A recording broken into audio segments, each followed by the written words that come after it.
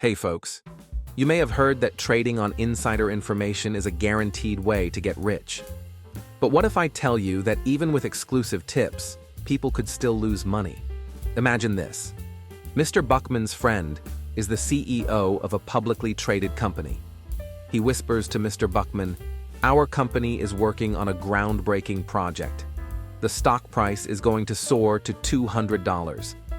Excited by the prospect of a big gain, Mr. Buckman logs into brokerage account and buys shares at $100. To him, the math seems simple. Buy low, sell high, and cash in. But is making a fortune with insider information really that easy?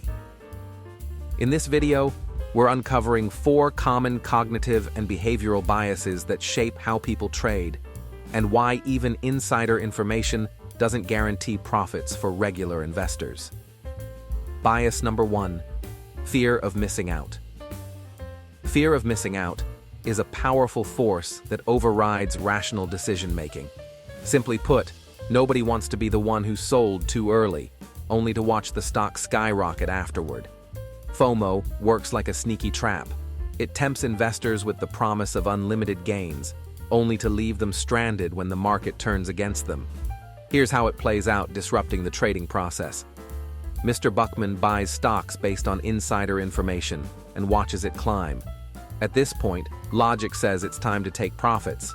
But FOMO whispers, what if it keeps going? What if this is just the beginning?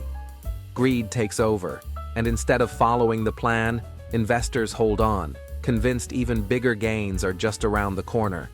The problem? Markets don't move in straight lines. Stock prices fluctuate, and what goes up can come crashing down. Even with insider information, FOMO distorts judgment, making it hard to walk away at the right moment. You've probably heard it's key to know when to buy, and it's just as important to know when to sell. But here's the real kicker. Once you figure out the right time to sell, you've got to act on it, blocking FOMO's whispers in your head. Bias number 2, overconfidence. Unrealistic optimism is deeply ingrained in human nature. For example, smokers are generally aware of the statistical risks and may even exaggerate the numbers, but many tend to believe that they are less likely to develop lung cancer or heart disease than non-smokers. Now back to the stock market.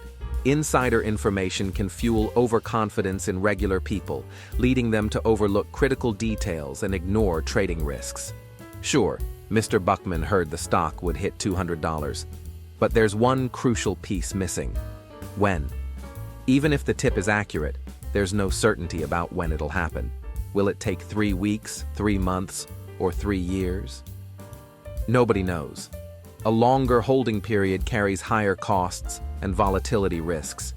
Look, paper gains don't mean much unless you know when to cash them in. Here's the deal. The target price is just one piece of the puzzle. But once they get one piece, people become too confident to care about other details or market risks. When it comes to trading, without having a clear exit strategy, it's easy to misjudge the right moment to sell and lose big. Bias number 3, anchoring effect. Suppose you're asked how often people in your country go to the gym. You'd probably start with your own habits and adjust from there. That number becomes your anchor and heavily shapes your final guess. Simply put, an anchor is the first piece of information you latch onto when making decisions. It sets the starting point for your thought process. Now, let's pivot back to Mr. Buckman and see how anchoring affects trading.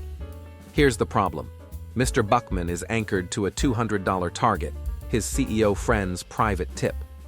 But the market doesn't care about his target price or any single price.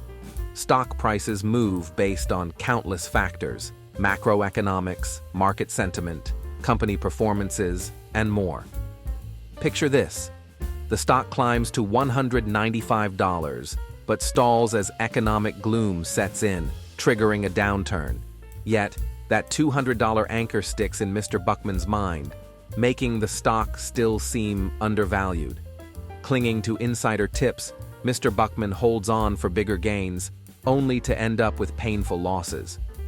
That $200 anchor creates an illusion of control in a market that's inherently unpredictable. Anchoring makes it hard for regular people to adjust their trading strategies quickly and properly. Chasing a psychological anchor is like chasing a mirage. It vanishes when you get close. Bias number 4. Loss aversion. Loss aversion is a common and powerful psychological bias. Behavioral economic studies show that people feel the pain of losses far more intensely than the joy of equivalent gains. In short, people hate losing, whether it's giving up their investment gains or seeing their principal shrink. So how does this mess with people's trading? The answer: it creates a strong resistance to change, even when change is very much in their best interest. Now consider this. Stock rises, bringing paper gains. But before it hits the secret target price, economic uncertainty triggers a downturn. If Mr. Buckman sells quickly, he locks in a profit, maybe not the peak, but still a win.